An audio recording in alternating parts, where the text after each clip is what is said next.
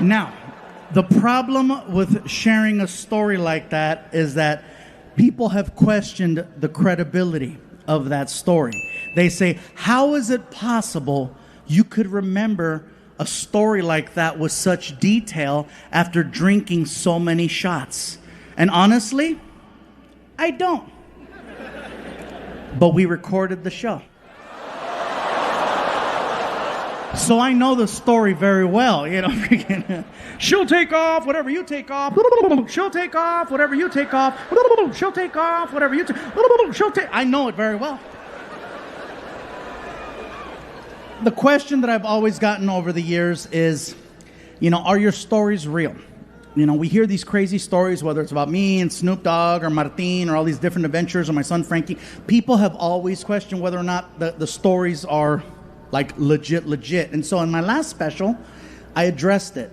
I was tired of people asking if my stories were real, so to prove a point, at the end of my last special that I did, I included a photo of every single one of the stories that I talked about so that people would know the stories are real. And tonight,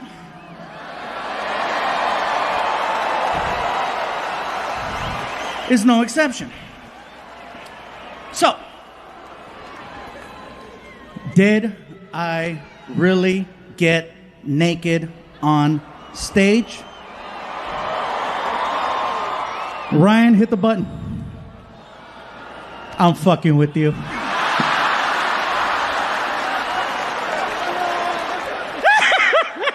Oh my God, you guys thought you were gonna see 3D. I'm sorry, I did that for me. I did that for me. Oh my God.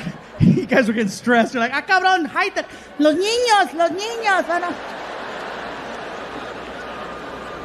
Oh my God.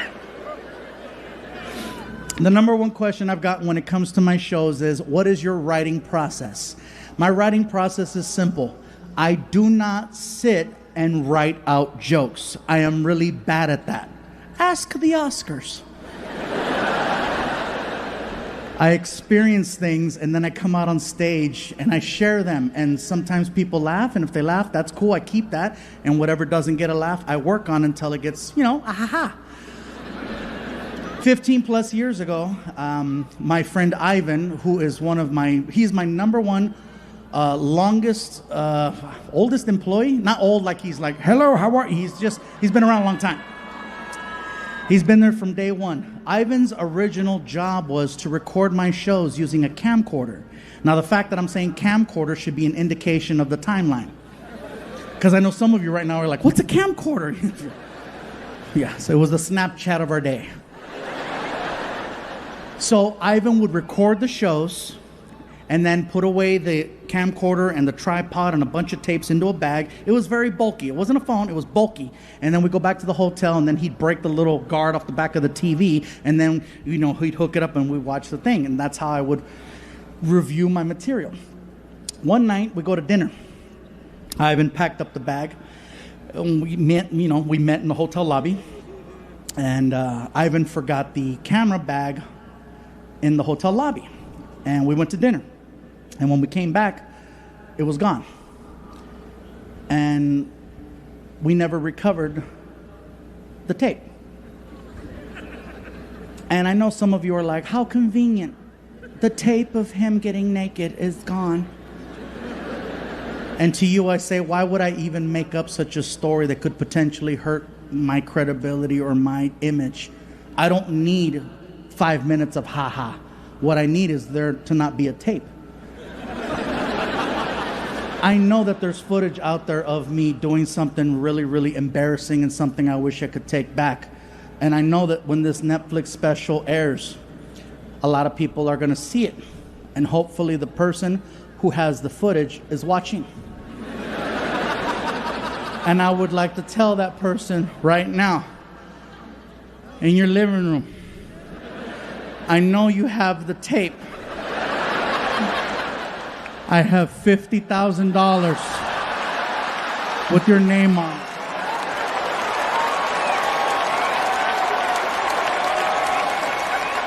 Come get paid.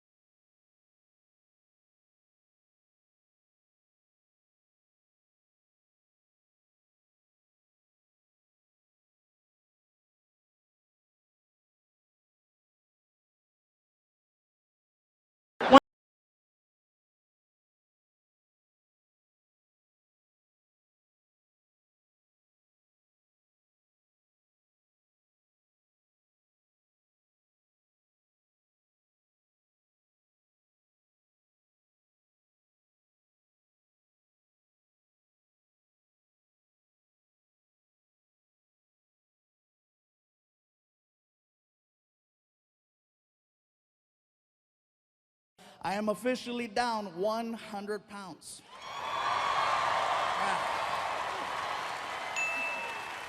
Yeah. I know some of you in the front are looking at me right now like, well, how big were you? I know. Hercules. Yeah. Anyways, you guys, let me tell you what happened. Basically, I found out I was a little sick. I was diagnosed about 2 years ago, type 2 diabetic. Now, I maxed out at 445 pounds. Yeah, that's way past Fluffy, okay? Let's be honest, that's not even, damn! 445 pounds, that's borderline Discovery Channel fat. That was like, I couldn't leave the house, you know? He wants to go to the movies. It was really bad, you guys, and so I was waking up every morning with a 300 plus sugar level. Now, anyone who knows anything about diabetes, that is super high. And you do that enough times and eventually, clear. It's so hard to say goodbye. They buried him in frosting. It was the sweetest funeral ever. Everyone got a cupcake. It was so nice. I'm at the doctor's office, you guys, and the doctor tells me, he says, listen, Gabriel, you're 445 pounds, your weight is out of control, your diabetes is out of control, you're 35 years old, you will not live another 2 years. I guarantee it. And I got very emotional, you know. I was like, are you serious? He goes, 2 years tops. And I was like, but I just started making money. Well, it's gonna be a nice funeral. I was like, what an ass. So it took a lot for me to finally start doing something about it, you know, because it's not like this is the first time I try to lose weight. This has been happening for a long time, but somebody tells you you're gonna die, you actually wake up. So what it took the support of my friends, my family, and, you know, especially, I gotta give credit where credit is due. Martin, you guys, helped me out so much because he's always encouraging me to go to the gym. Let's go work out, bro. Let's go do something. And more importantly than let's go work out is, you know, we're on the road together 46 weeks out of the year, so we eat together a lot, and he's always watching what I eat. And if he sees me reaching for something I shouldn't mess with, he checks me. Especially breakfast. That's my favorite meal. I love breakfast. And they always put us at these nice hotels where they give us this continental breakfast with the buffet. And, you know, if I'm eating eggs and bacon and sausage, that's fine. Yes, some of it's fattening, but guess what? No sugar. If Martin sees me reaching for muffins or waffles, he makes a scene. He waits for me to get about 15 feet away, and he starts yelling in front of all the people at the restaurant. Oh yeah, he's still ghetto. I don't care if it's a Ritz-Carlton. Guess what? Machete's here. He starts yelling. He waits for me to get 15 feet away, and then he starts.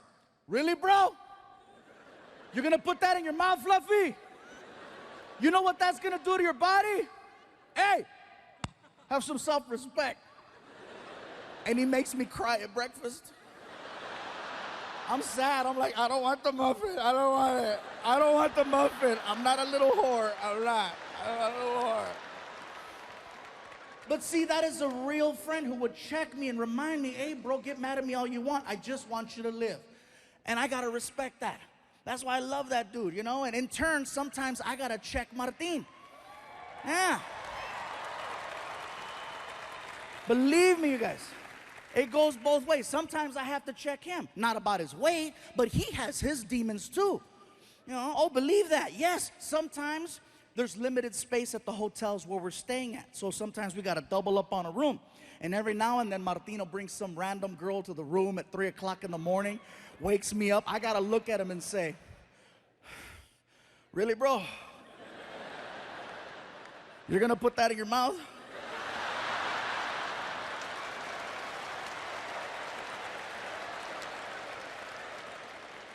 Do you know what that's gonna do to your body? Hey, have some self. He doesn't, he really doesn't. So.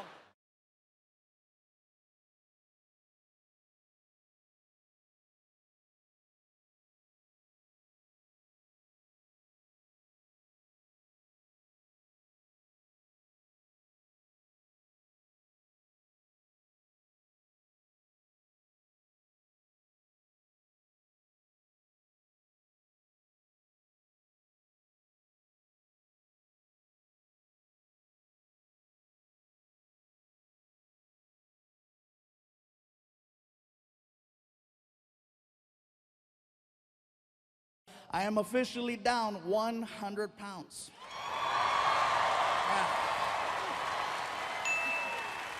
Yeah.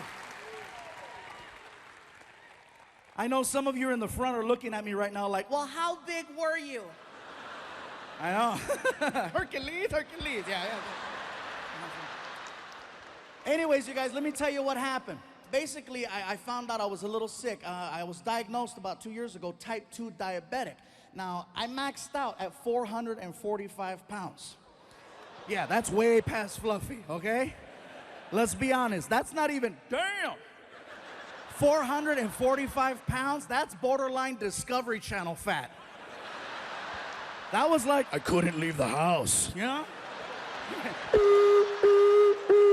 He wants to go to the movies. It was really bad, you guys, and so I was waking up every morning with a 300 plus sugar level. Now, anyone who knows anything about diabetes, that is super high. And you do that enough times and eventually, clear. It's so hard to say goodbye. They buried him in frosting. It was the sweetest funeral ever. Everyone got a cupcake. It was so nice. I'm at the doctor's office, you guys, and the doctor tells me, he says, listen, Gabriel, you're 445 pounds, your weight is out of control, your diabetes is out of control, you're 35 years old, you will not live another 2 years. I guarantee it. And I got very emotional, you know, I was like, are you serious? He goes, 2 years tops. And I was like, but I just started making money. Well, it's gonna be a nice funeral. I was like, what an ass. So it took a lot for me to finally start doing something about it, you know, because it's not like this is the first time I try to lose weight. This has been happening for a long time, but somebody tells you you're gonna die, you actually wake up. So what it took the support of my friends, my family, and, you know, especially, I gotta give credit where credit is due. Martin, you guys, helped me out so much because he's always encouraging me to go to the gym. Let's go work out, bro. Let's go do something. And more importantly than let's go work out is, you know, we're on the road together 46 weeks out of the year, so we eat together a lot, and he's always watching what I eat. And if he sees me reaching for something I shouldn't mess with, he checks me, especially breakfast. That's my favorite meal. I love breakfast. And they always put us at these nice hotels where they give us this continental breakfast with the buffet, and, you know, if I'm eating eggs and bacon and sausage, that's fine. Yes, some of it's fattening, but guess what? No sugar.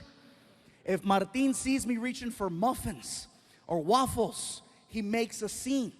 He waits for me to get about 15 feet away, and he starts yelling in front of all the people at the restaurant. Oh yeah, he's still ghetto. I don't care if it's a Ritz-Carlton. Guess what? Machete's here. He starts yelling. He waits for me to get 15 feet away, and then he starts. Really, bro? You're gonna put that in your mouth, Fluffy? You know what that's gonna do to your body? Hey, have some self-respect. And he makes me cry at breakfast. I'm sad. I'm like, I don't want the muffin. I don't want it. I don't want the muffin. I'm not a little whore. I'm not a little whore. But see, that is a real friend who would check me and remind me, hey, bro, get mad at me all you want. I just want you to live. And I gotta respect that. That's why I love that dude, you know? And in turn, sometimes I gotta check Martin. Yeah. Believe me, you guys, it goes both ways. Sometimes I have to check him, not about his weight, but he has his demons too. You know, oh, believe that. Yes, sometimes there's limited space at the hotels where we're staying at. So sometimes we gotta double up on a room. And every now and then Martin will bring some random girl to the room at 3 o'clock in the morning, wakes me up. I gotta look at him and say, really, bro? You're gonna put that in your mouth?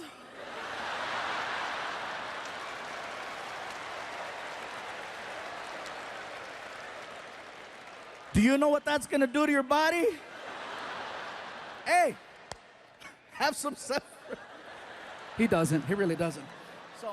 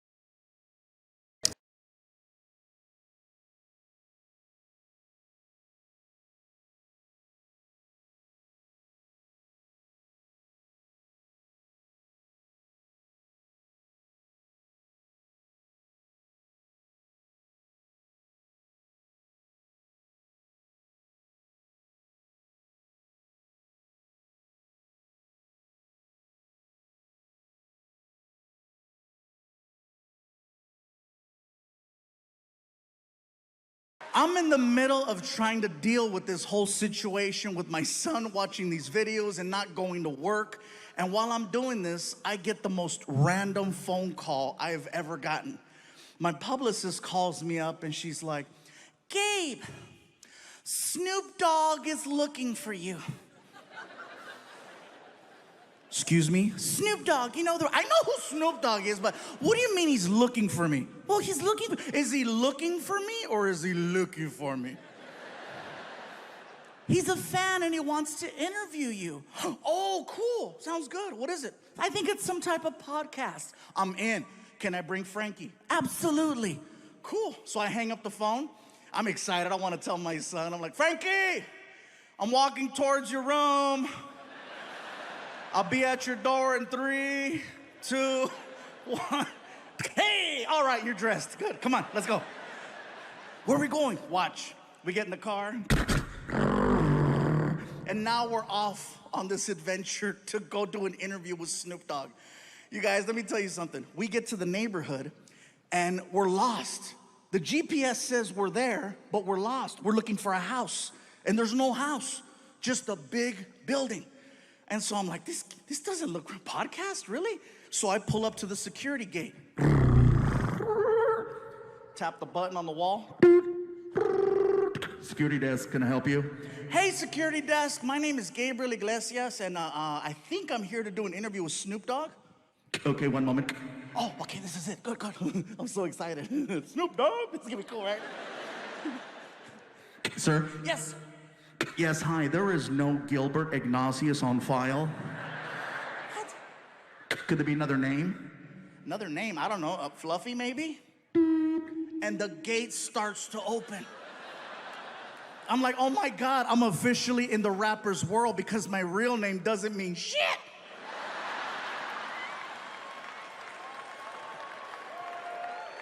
So we drive in. And we're passing all of these reserved parking spaces. Reserve, reserve, reserve, reserve. And we get to my space, which is basically an orange cone that has Fluffy handwritten on it. And a bunch of other names crossed off. So Frankie moves the cone, I park the car. We walk into the building. My publicist is waiting for me, right? And she's like, Gabe, you made it. Frankie, how are you? Listen, I just finished talking to Snoop. Wow. He is everything you think he is and just a little bit more. He is so sweet.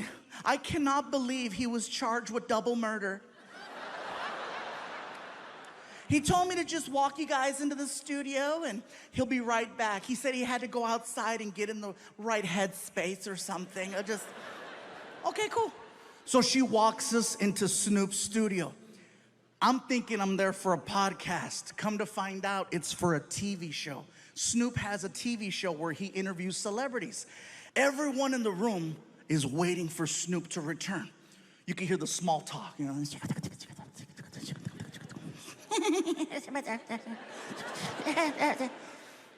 All of a sudden, everyone stands up. And I'm looking around like, what's going on? And I look at the door to see if Snoop's walking in, and I don't see him. And I could see my son. I don't realize it, but Snoop is entering the room through a different door. I don't realize it till like the last second. I'm like, what are you? So I jump up, I push in my chair. I'm so nervous, I don't know how to address him. So I'm like,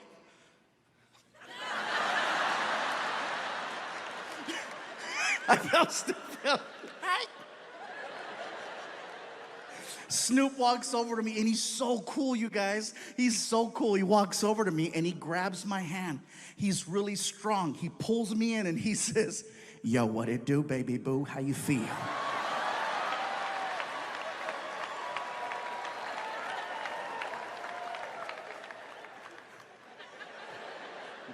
Thank you for having me. Yeah. Can I sit down? For sure. I sit down, I look over, I see my son. My son's like... The difference between Snoop's show versus any other talk show I've ever done is that usually there's a person, like a producer or a director, who comes to you and gives you information, like how the show begins, topics you're gonna cover, how you go to commercial, how you come back from commercial. I've spoken to no one. Snoop just starts talking, and at some point, they hit record. I'm waiting for action or a buzzer and something. Snoop just starts talking to me. Yo, what up, Big Fluff? Big Fluff. Oh, that's hey. Yo, you like music? Snoop, I love music. I love your music. Yeah, that's what's up. He opens up a laptop computer and then he hits play. And the next thing I know, we are listening to hardcore Mexican banda music. I mean hardcore.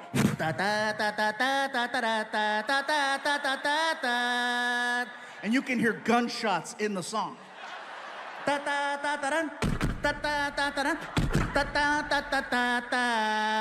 And then a cow. And the whole time Snoop is like, I love it when he go moo. What?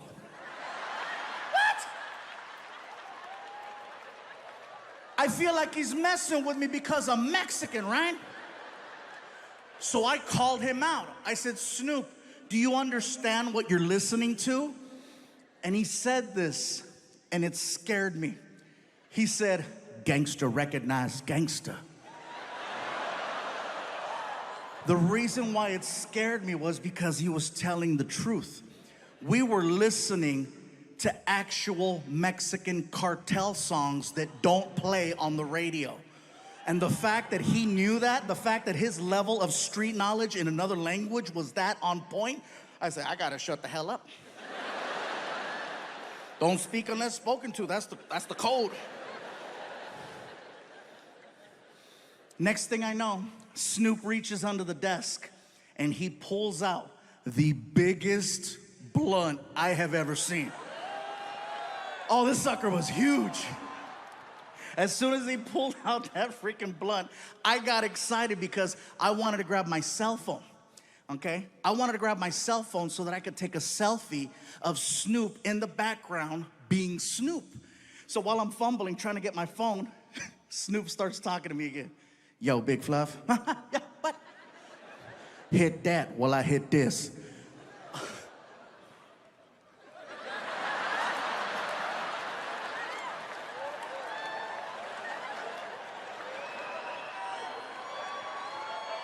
The second I went like that, all of the cameras in the room, red light, red light, red light, red light, red light. My publicist is like, no!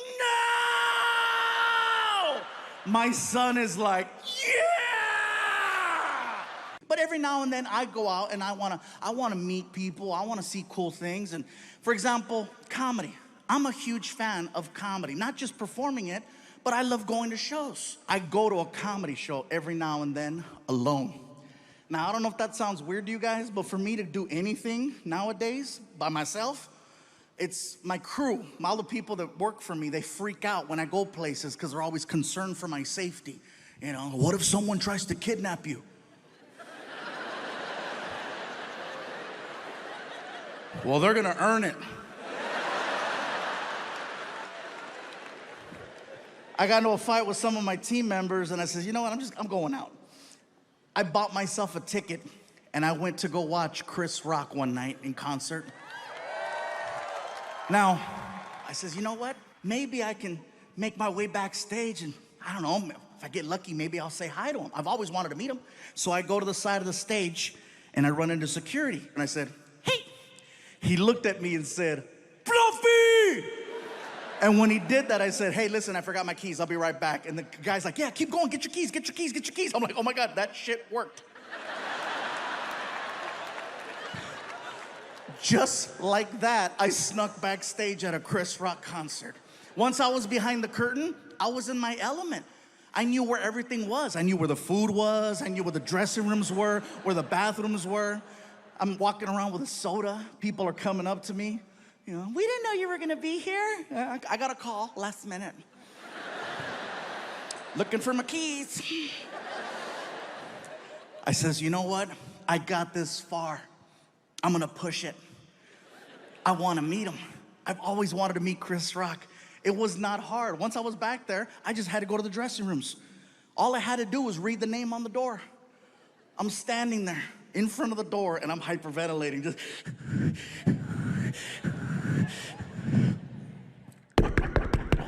the door opens up and there's this man in there, this bodyguard who's just massive. I'm a big guy, but damn, dude was huge. As soon as he opened the door, just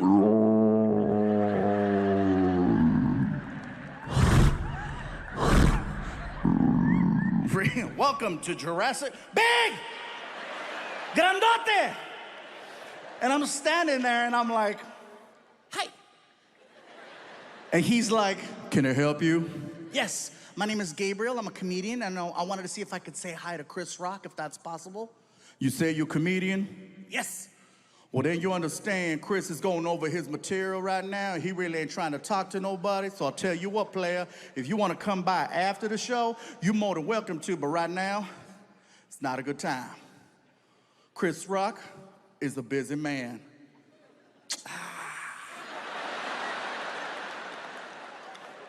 Can I wave? Excuse me? Can I wave? What you mean? Can I wave at Chris? I don't have to come in. Can I wave? Chris Rock is in the room. He can hear the stupid conversation that's taking place. I know this because I can hear Chris Rock in the background. What's going on? Who's at the door? Move out the way. Yo, Chris, I got this, man. I got this. Move! All right. And the guy stands to the side, and now I'm looking at Chris Rock, and he recognized me, and it freaked me out. Oh, yeah, it freaked me out. He's like, ah, shit! Look who it is. Look who it is. It's the king of the Mexicans.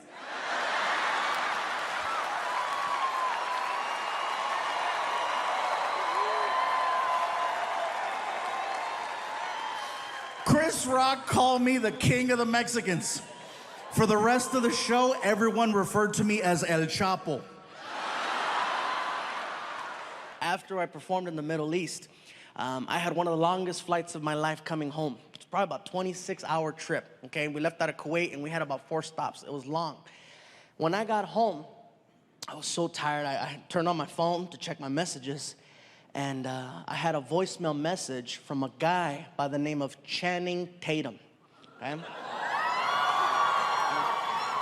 Now, for those of you not wooing, let me explain who that is. Channing Tatum is the new Hollywood hot guy. He's the guy that comes out on all these movies, really good looking, ripped. You know, he's making a lot of films. And there's a voicemail on there from him.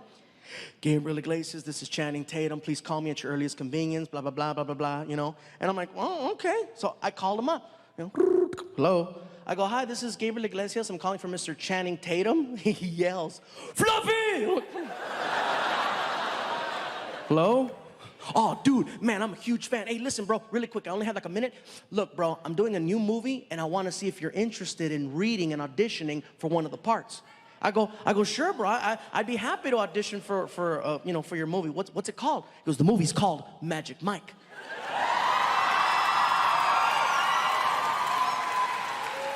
I was like, okay, Magic Mike, so you need a magician, you need an assistant, you want to saw me in half, what's gonna happen? Actually, bro, the movie has nothing to do with magic. It's actually a movie about male strippers. I said, male strippers? He goes, yeah, male strippers. I said, you do know that this is Gabriel Iglesias, right? He goes, you're funny, bro. Listen, we've already got the dancers, but we need somebody to play the DJ at the club. Will you audition for the part? I said, you know what, bro? I'll be there, okay? And just to let you guys know, because some people have asked me in the past, how come you're not in more movies? Because you have to audition. And I don't like auditions because they treat you like crap. Auditions are very cold and very they make you feel like shit. They seriously do. You work really hard to memorize all your lines, and you show up and you try to do your thing, and they cut you off really quick. You're in there and you're like, okay, so who am I hold on. Oh, okay, hold on. Hey, how's it going? Don't talk to him. All right, no problem. Okay. Are you ready? Yes, I'm ready. Quick question. How much energy do you want? You don't know? That's why I'm asking. And when you're done, you try to ask him more questions. Like, is this okay? Would you like me to go again? Thank you. I've had the fingers this so many times, and it hurts. Thank you, thank you, thank you. And you're sitting in your car and you're crying.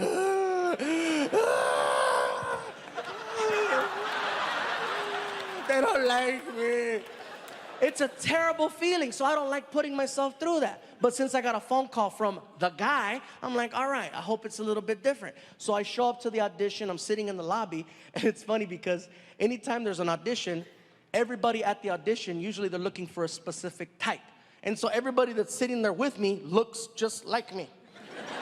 Everybody in there's big, everybody's sitting there, everybody's all happy and jolly and stuff, and we're all looking at each other trying to outdo each other. Like, no, I look more like me than you do. You don't look like me. No, this is what they want. No, this is what they want, you know. So the receptionist looks at me, she goes, Mr. Iglesias, they'll see you now. And I'm like, okay, cool, here we go. Let's see how this goes. So I start mentally preparing myself for the problems that happen in there. I walk in, I don't say anything to anyone. I walk in, there's 3 people in the room. I close the door. And I just look over at the casting person who's sitting on her desk, and hello. And the camera person, and the person I'm reading with all jumped up and yelled. See, first of all, any alcohol that will make you say its name is not safe. And that's the only alcohol that will make you do that. That's the only one you hear people. Jaeger! You don't hear anyone else. You don't hear Mexicans. Tequila, way! You don't hear black people. Hennessy, player. You don't hear Japanese. Woo, saki saki! Jaeger is scary for a few reasons. One, I'm type 2 diabetic. I shouldn't even be drinking, but Jaeger has twice as much sugar in it. Second thing is the consistency. It's very sticky. It's like cough syrup. So if you drink too much of it, it holds on longer than anything else, and it's nasty. When you drink it, you're like, ah! Palatos, palatos, palatos. It's horrible. If you drink too much of it, it holds on longer than anything else. You know what I'm saying? Like if you have one too many beers, you know what happens. You get the, and then you return it to the rightful owner. Jaeger makes you feel like you gotta bring it back, but you can't. All it does is make you dramatic for 45 minutes until it lets go. You've seen someone like that. Hey, you okay? I'm fine, but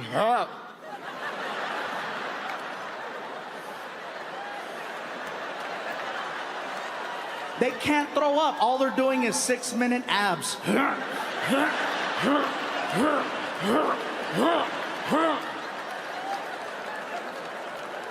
People look at you the next day. Are you into fitness? No, I'm a drunk. Yeah. Jaeger is scary. Another alcohol I refuse to mess with anymore is wine. Look at the people over there. We're from Schaumburg.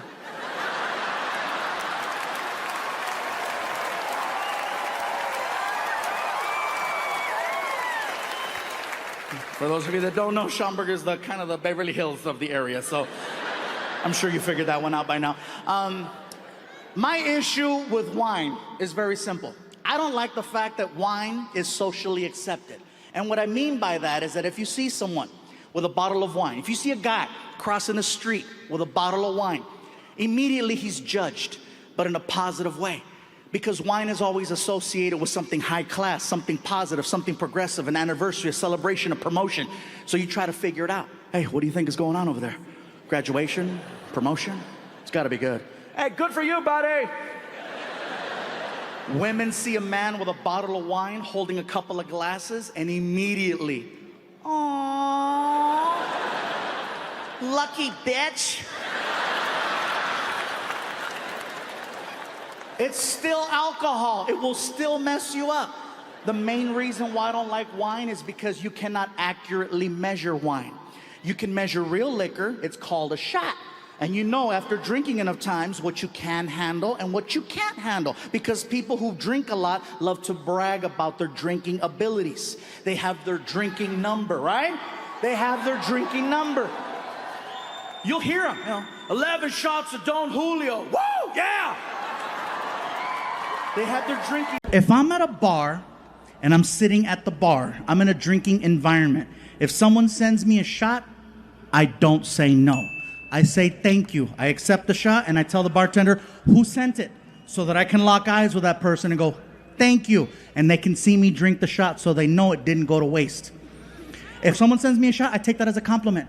I think it's an awesome thing if someone sends you a drink. And so when I send someone a drink, I mean good intentions with that drink. And if that person is like at the bar and they're like, ugh, no, I take offense to that. I'm like, ugh, dick. I don't want to make someone feel that way. So I know if I'm in a drinking environment, I don't say no. I have already established the fact that this is a drinking environment. I've already done 2 rounds. And so I see what's going on, and I'm looking for help because that's a lot. So I look for security, and I'm like, security! And security sees, and security was so clueless that night. They're like, want me to help you drink? No, stupid! Martin is gone somewhere, security's clueless, so I'm stuck on my own. So I walk over, and I start drinking. I grabbed the first shot, and I held it up, and I said, to Orlando. Boom. Second one, to Orlando. Boom. Third one, to Orlando. Boom. After about 8 shots, I was like, to Nanando. Boom. After about 12 shots, I was like, to Armando. Boom. I did 17 shots of Jaeger. At this point, people are no longer watching my show for the sake of stand-up comedy. They're watching a train wreck, and they don't want to leave because they want to see what's going to happen. I am now reaching for number 18.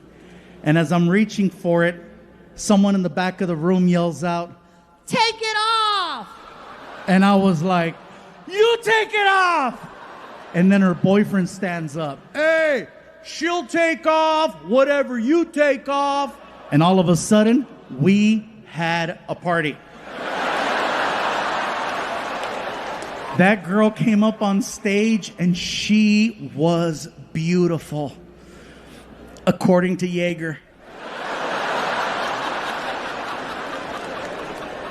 She's standing on the stage next to me, but at this point, I'm so gone, I can barely finish a sentence. So then the crowd starts chanting, take it off, take it off.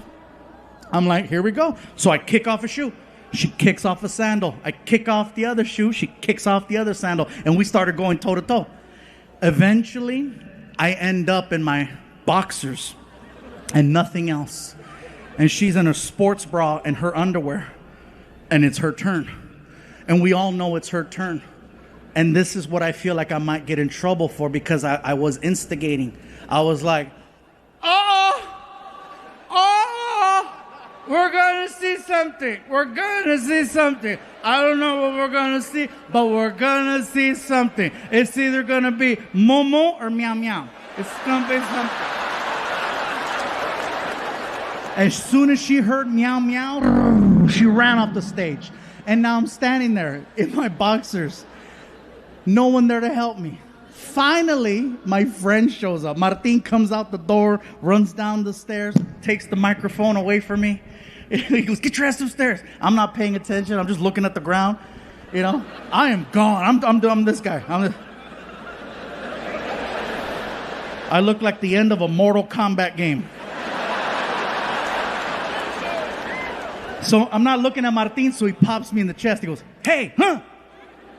And I see Martin's face, and his whole face is covered with salt. Because he's a whore. Martin says, get your ass upstairs. Okay, Martin. So I start trying to walk up the stairs, but I can't because I'm too drunk. So I got to do that little baby bear crawl. You know, that football thing where you get on all fours. And so I crawled all the way up the stairs like a little baby bear. And when I got to the top, everyone cheered. He made it. And so I'm still, woo! And Martin, he's just trying to get me to go away. He's like, ladies and gentlemen, one more time for Mr. Gabriel Iglesias. This man gave you everything he had. He almost got naked for you. And then I heard, almost. And a little devil appeared on my shoulder. And his name was Jaeger. And from the top of the stairs, freaking 3, 2, 1. I tell you what. And I threw my underwear at Martin. Half the crowd saw my side naked profile. The other half saw Pikachu.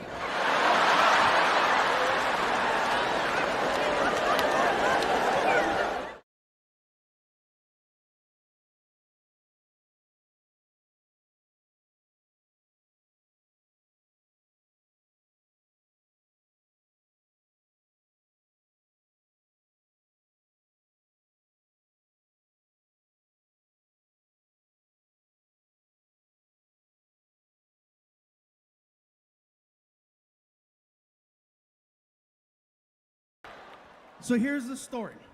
So I had done shows before, in Texas, and I had never done a show in San Antonio. So the original plan was we wanted to record a special in San Antonio for the new Netflix show, for the series. So we couldn't really travel too much. And remember, they kept telling us, stay in your bubble, stay in your COVID bubble. Don't forget to stay in your bubble. So in order to be as proactive and just careful, we all went out there together as a team, okay? And then we all basically said, we're gonna do a residency in San Antonio for 30 days. 30 shows in 30 days. And on the last day, we'll record a new special. This way it gives me a chance to start performing again because it'd been over a year since I touched the stage. And so we get there and they gave me the option. Do you wanna stay in a house or do you wanna stay in a hotel? And I said, well, I've never lived in Texas before, so let's see what a house feels like. So they got us like this fancy Airbnb, and basically, it was Martin, Alfred, my friend Rick, myself. It was like 4 of us. It was like the Mexican version of the real world, okay? So we're all in this big house together. Everyone gets their own room. And so, of course, I get the big room because it's me. And, look at something. No, yes. So I open up the door. I turn on the light. Click. And I'm like, this is a beautiful room. Wow, look how big it is. And then I notice there's a hole in the wall. And I said, that's weird. So I get really close to the wall. And when I got close, I realized it's not a hole, it's a big ass roach. And let me tell you, I am not exaggerating when I tell you that cuca was this big. That roach was this big. Now, I have used this unit of measure before to exaggerate. And let me tell you, I'm not exaggerating when I tell you that freaking cucaracha was this big. And I don't want you guys thinking, oh, what, you think you're too good for roaches? No! I grew up with roaches my whole life. My mom and I, we lived in apartment buildings, projects. We always had roaches, but they were different. First of all, they were this big. And California roaches are very different. Okay? For example, when you turn on the light, they scatter. In Texas, he chilled. In California, they respond to sound and movement. Ah! Scatter. I tried my California technique on this Tejano roach. I said, ah! And the roach was like, what? Oh my God, I don't think he's in my room. I think I'm in his. And at that moment, my tour manager walks in the room and she's like, is everything okay with the accommodations? I said, no, the room is beautiful, but look at the wall. Aw, there's a hole in the wall. I said, get closer. She gets up to the wall and she's like, oh, it's a big ass roach. I said, you're okay with that? She said, he's not in my room. She can see that I'm visibly bothered by this roach. So she's like, would you like me to take care of your little friend for you? And it is a little emasculating because I'm a big guy and she's like 5'2". So she's like, move, fool. She takes off her shoes, she grabs it, she gets up on a chair, and she brings it back, and she's like, soy la 69. Bam! Nailed that roach. Threw down her shoe, put it on. I look at the wall, and it kept moving. And I said, you have angered our friend. And she was like defensive. Fool, round two. So she grabs her shoe, gets back up on the stool, and she brings it back. And just as she's about to nail this roach for the second time, that shit started flying.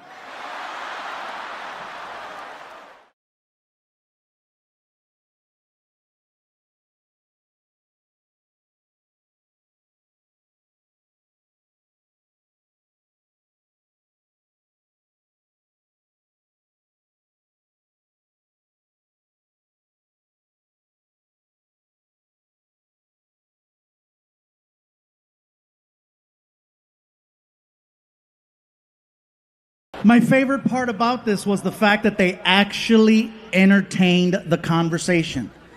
Like, he could have just looked at me and said, you're stupid. And I would have accepted that. I would have been like, okay, you know.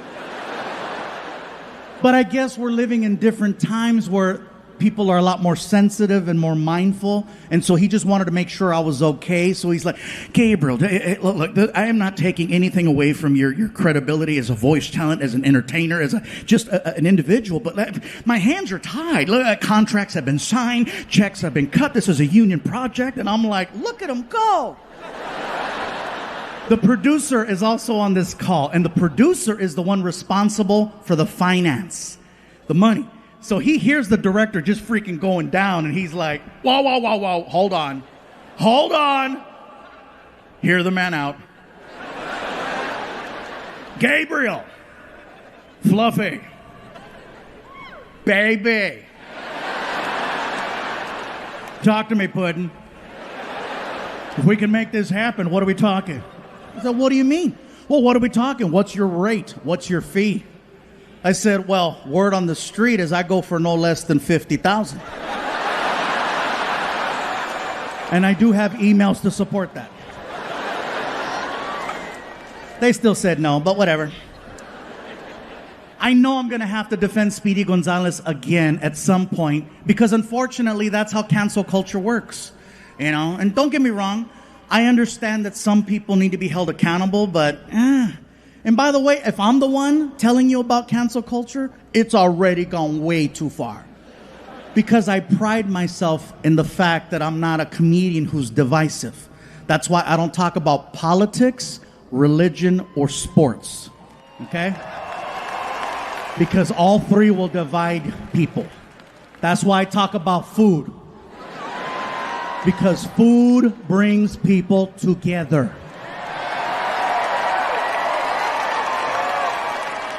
That's right, unless you're vegan. In which case, you can leave right now. I don't give a shit. I really don't. I don't care if I offend you and your salad. You can leave. Bye. And the only reason why I'm so on the vegans is because I once was vegan. I know some of you are like, no. Yeah.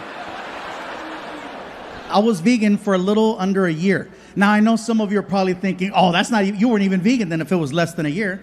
But think about it. Anyone who has ever gone on a diet knows just how hard it is to change your eating habits for 1 week, much less a year.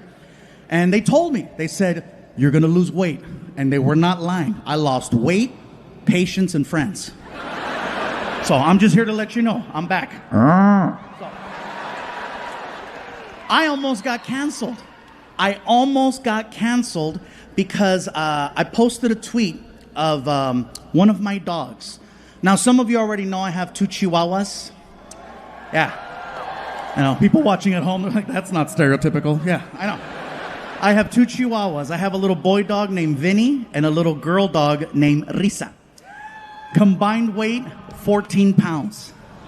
My little girl dog, Risa, she is 4 pounds and she's 17 years old. Yeah. Her anger keeps her alive. I will confirm every stereotype about Chihuahuas. Oh yeah, it's real. The rage is real. But with me, she loves me, okay? She's 17, she has no teeth, her tongue hangs out, she's adorable. So I posted a picture of her on Twitter with the caption that basically read, going to take my little nugget to go get some chicken nuggets. And then I tagged at Chick-fil-A. Okay, so yeah, you feel that? See how the majority of the room was like, that place is good, sucks their clothes on Sunday. And then there was a few of you in here and you heard the groan, yeah. Half of those people, vegans. The other half are the ones that blew up my Twitter feed. My Twitter feed started getting flooded with nasty comments. You're stupid, you're horrible, how could you? We thought more of you. Really, Fluffy, you? And I don't know what they're talking about. The problem with cancel culture is they only attack, they don't educate, they don't explain. They just attack. And they expect you to know better or understand them, but they're not willing to play nice. So here's what happens. I'm asking questions, no one wants to answer. They're like, Fluffy, you're horrible, you're terrible. I'm like, what do you mean? They're like, really, Chick-fil-A? I'm like, I'm sorry, Popeyes was closed. I don't know what to tell you. They're like, you know what you're doing. I said, I am more hungry than woke. I don't know what you mean. And then finally, someone took the time to explain to me why I was wrong for that tweet. Come to find out that Chick-fil-A in the past has been known to make contributions to organizations that are a little out of line with the LGBTQ plus community. Now, forgive me for using my hand to get the letters right. I just want to get the letters right. I do consider myself a supporter and an ally, and I'm trying my best to be as understanding as I can be with the limited information I have available. Now, I'm going to say it again. I'm trying to be as understanding as I can be with the limited information I have available, which basically means I only read headlines. Here's the thing, you guys. There are a million struggles in this world. Every single day, there are people trying to better their lives, trying to get to a goal, trying to achieve something to get them out of one place and into something better. And it's impossible to keep up with everyone's fight unless you mess up and then someone pulls you aside and reads you the riot act. So, here's how the conversation went. Because I finally got one. They said, well, Gabriel, if you consider yourself a supporter of the LGBTQ plus community, moving forward, will you still be tagging Chick-fil-A in future posts? I said, yes, I will. But it's not because I'm not a supporter. I'm definitely a supporter of your cause, but causes are a two-way street. You got to support mine too. I said, I tag Chick-fil-A for the same reason I tag every other company I use organically. I'm trying to get free shit. Plain and simple, don't look past it. And I know some of you are like, well, Gabriel, don't you make money? Yes, I do. And you know how you keep it? Free shit. Yeah, let me tell you how I discovered this one. So I was at a Chipotle one night, and the staff was incredible. So I wanted to give them a little shout out online. So I gave them a shout out, and then I tagged Chipotle. Chipotle saw my tweet, and then they reached out to me to say thank you. And to show their appreciation, Chipotle mailed me a burrito card, good for 1 year's worth of unlimited Chipotle.